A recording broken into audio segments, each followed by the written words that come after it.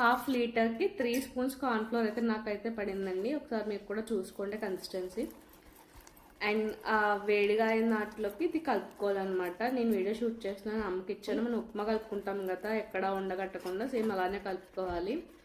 And ఈ thickness వస్తే సరిపోతుందండి ఇక్కడ వీడియోలో చూపిస్తున్నట్టు. అండ్ తర్వాత మీకు ఇష్టం వచ్చిన ఫ్రూట్స్ అన్నీ వేసేసుకోవాలన్నమాట.